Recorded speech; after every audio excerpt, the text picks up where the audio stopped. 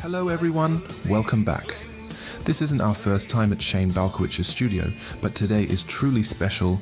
Shane is a world-renowned wet plate photographer, capturing raw and timeless portraits using a 19th century photographic process. His work has immortalized people from all walks of life, from everyday individuals to global icons. Today we have the privilege of sitting down with him for a deep conversation about souls, life, success, photography, and the art of storytelling through images. Stay tuned for an inspiring discussion.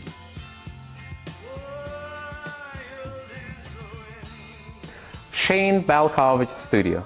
And you can look in either cameras, you know, it's completely fine. You want me to look at you or you want me to look at... Sure, no. Yeah, that would be nice. Okay, that'd be best. So Shane is a wet plate photographer, and I guess he would explain much better of what he's doing, what his art is about, and stuff like that. I do have prepared questions for you. Okay. So I hope you like it, and if you don't need to answer it. I will answer anything you ask me. All right. So we'll start with white plate photography. What drew you into this old school method? I saw an image online of a wet plate, and at the time I was 43 years of age, and I didn't have photography at all in my life, and I was drawn to this image for some reason, and I don't know what drew me to this image.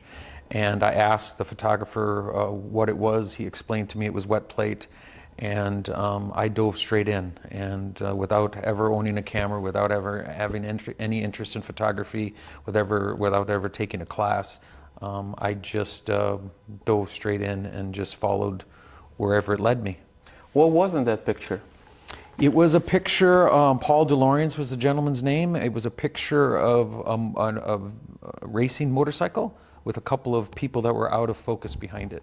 Yeah, I heard a little bit of that Nothing story. dramatic. I mean, nothing that would stop you in your tracks to chase something like this. But for whatever reason, on that given day, that image grabbed me by the throat and got me to go down this path. I know it would be a little bit off of topic, but do you believe in reincarnation?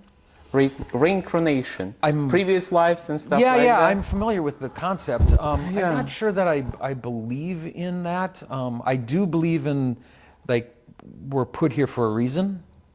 And I think that it took me 43 years to find out what my reason for being here was. I believe that people can live their whole lives and never find that reason, which makes me rather sad. So now that I know what I'm here for, I have to devote everything I have to this. Yeah.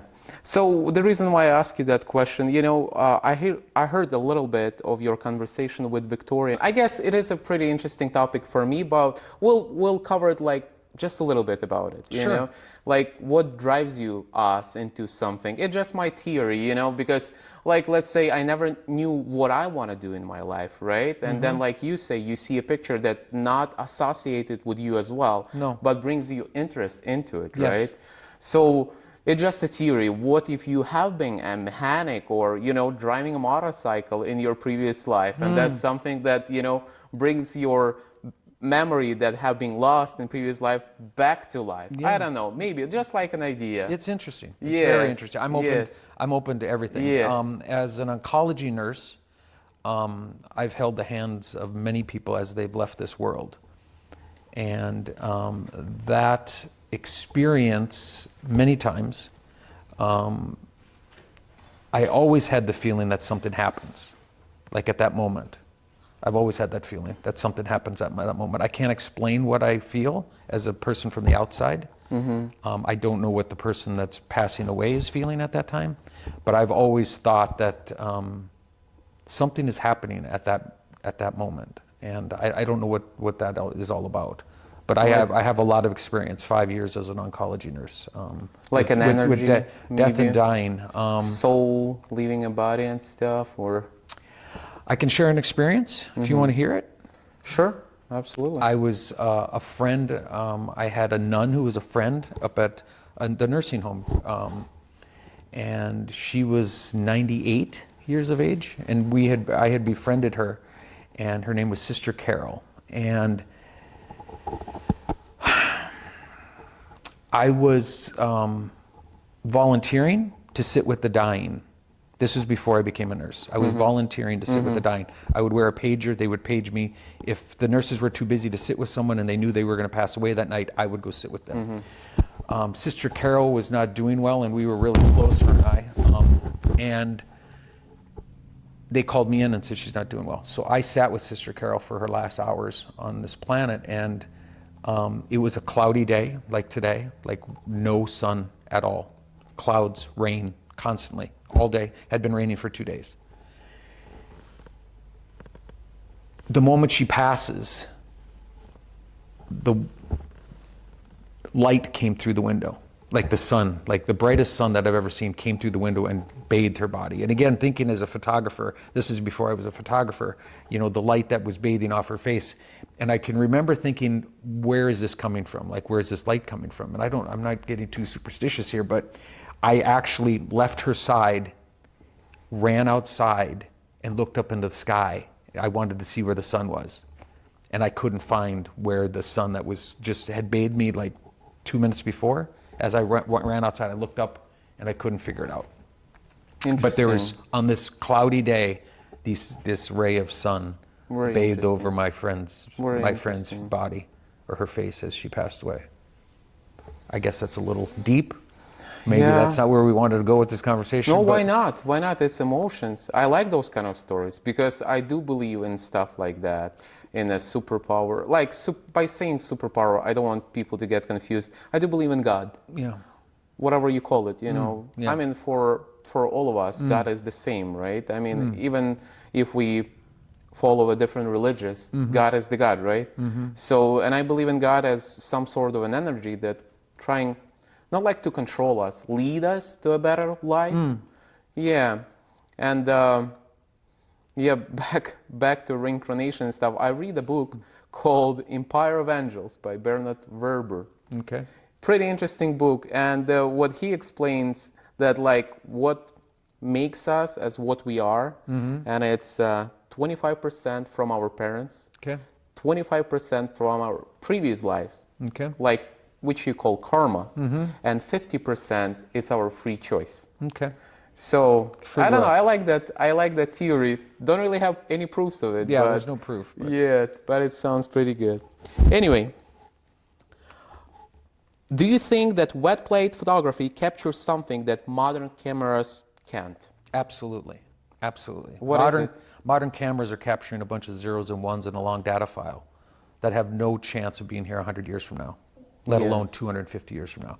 JPEGs and TIFFs, no chance. They will not be here. The technology will change, and they will be lost.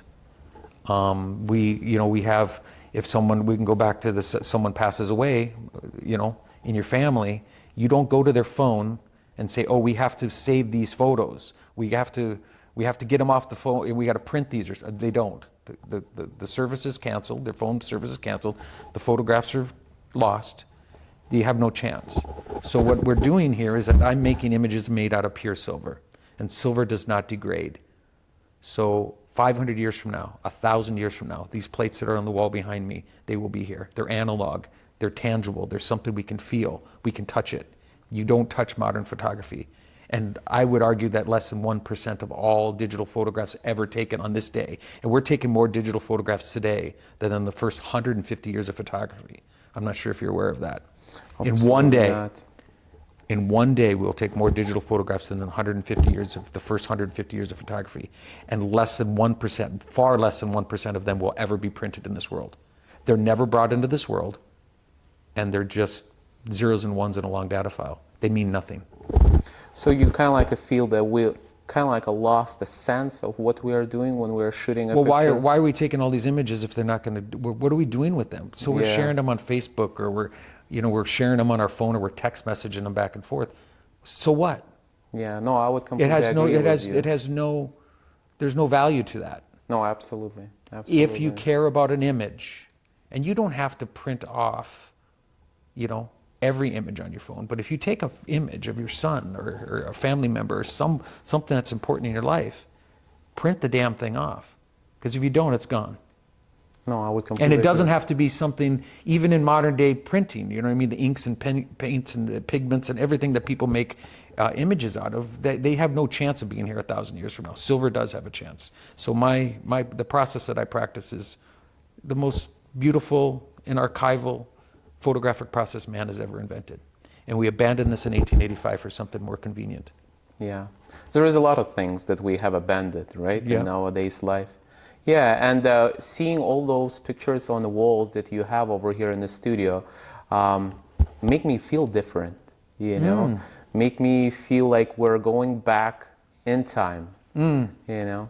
And I would like to share some of the videos that we make in your studio just to show your kind of art and what you do. I would call it an art, you know, and art have a lot of meanings. Do you have any specific meaning about art yourself?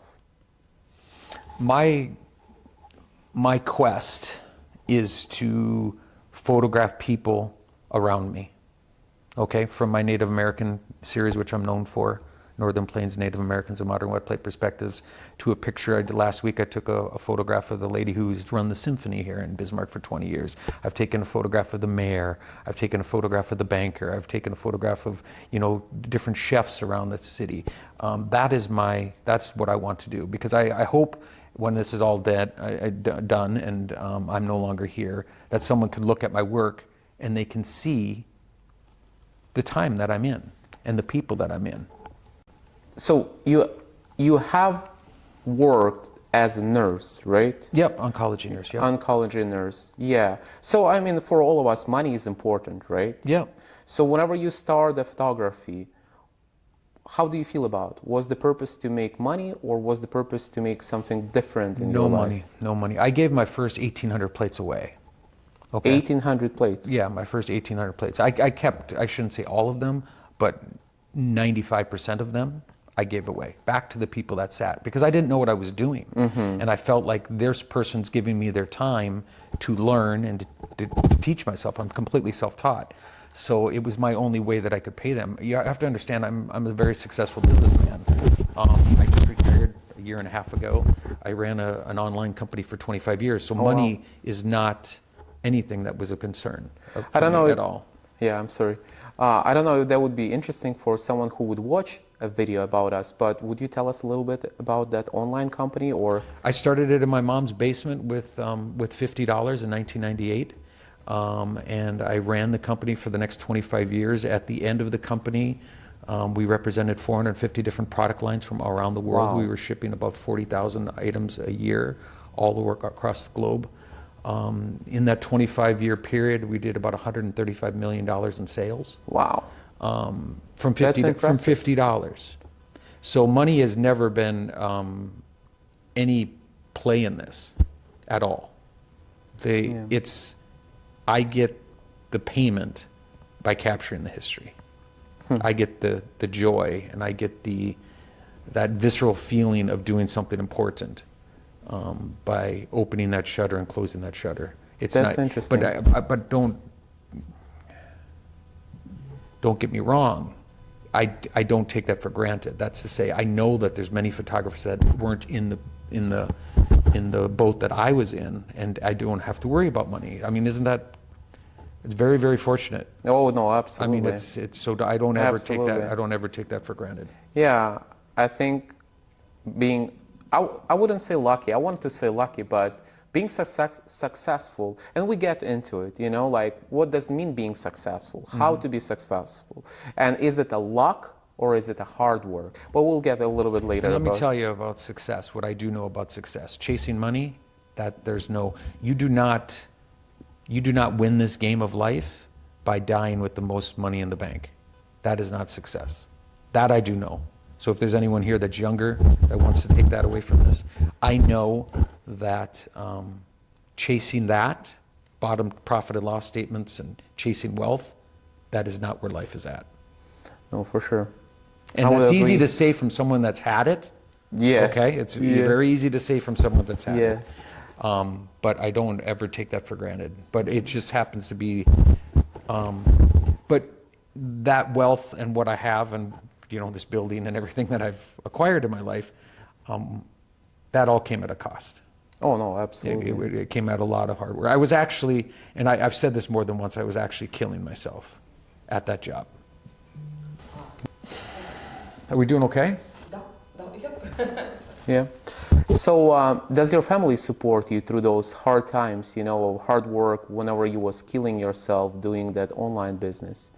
Well, I wanted to, of course, my family, my wife supported me very much so, because she was there since the very beginning. So, raising our kids and stuff like that. But it wasn't until I retired at 54 that I really realized the price that I paid, like what I gave up, like the things that I gave up, because I worked 7 days a week. The time that you didn't spend with your kids, I Yeah. guess. Yes. Yeah. And how has your life changed after you started photography? Does it change? It changed for the better. I have a purpose. I know what I'm here for. And the other beautiful thing about what this is that the people that have been brought into my life that I would never have experienced before. Socialized. Just the fabulous, lovely people that this process has brought into my life. People have come in from all over the world to come into the studio and to spend time with me, and that is that I don't take for granted either, and it's very special. So, but that's what it's all about, right? It's these connections between people, so that's what these are the rewards that I get for being an artist and trying to capture moments in time. Yeah, but you seem like a very social person. Was it like that before, or like all those people that have been involved in your life after you started? No, I was always a loner. Really? I wasn't popular in school. Yes. I was always a loner. So how do you feel about like connecting with the people, especially at the age of 54? I guess it's something that wasn't that easy, right? If there's any other advice I can give to anyone that's younger, is do not peak in high school. Mm-hmm. Do not peak in high school. That's to say, it's much better to find your way, and when you're older in life, when you know a little bit more, just don't peak in high school, because it's too early to peak. Yeah. You know what I mean? If you could create a wet plate portrait of any historical figure, who would that be? David Bowie. David Bowie. I'm not sure. Who's the David Bowie? He's a musician. Oh, really? He's a musician that passed away a couple years ago. Interesting. What kind of music?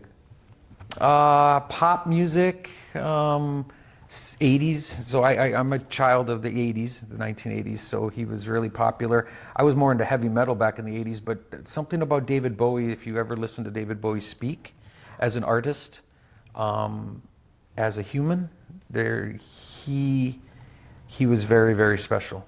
He was very special. That or John Lennon. John Lennon. Okay, at least I know John Lennon. Yeah, I love music. Yeah, I love music. We only play analog albums here because we're making analog photographs, so we don't use any digital music here in the studio. It's all records. And so John Lennon would be the second one. That would be cool too. Do you believe in luck when it comes to success? Yes.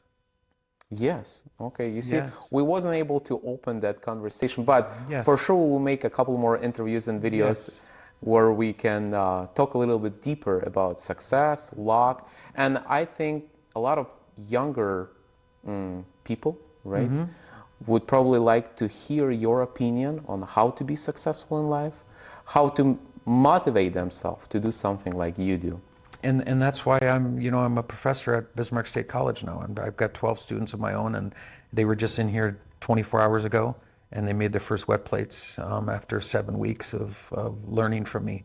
So that's really important to me, is to actually be able to have this audience of students and to be able to give them some advice. And I give them more than just photography advice. I give them advice on life, and they get to see what it is I'm doing here and who I am as a person and how I got here.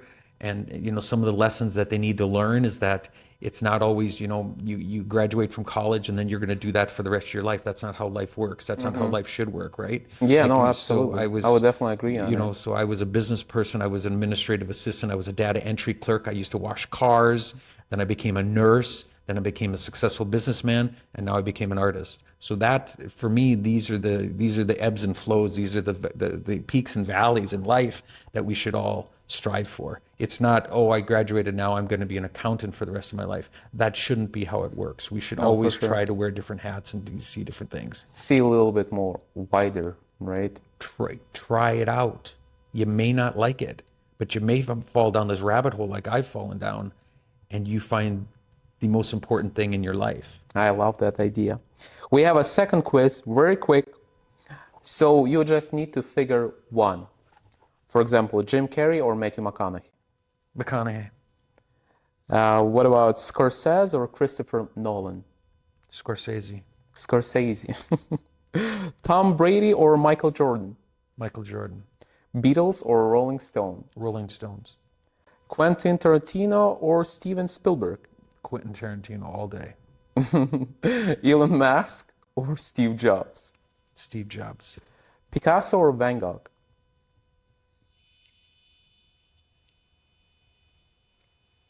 Van Gogh. Muhammad Ali or Mike Tyson? Muhammad Ali. Black and white or color photography? Black and white, always. I guess that's it. That would be nice to end that interview with some beautiful speech. And I guess I wasn't really prepared for ending, but what should I say at the end? Or maybe you close the scene. And I will ask you that. What do you think, what is the purpose of our life?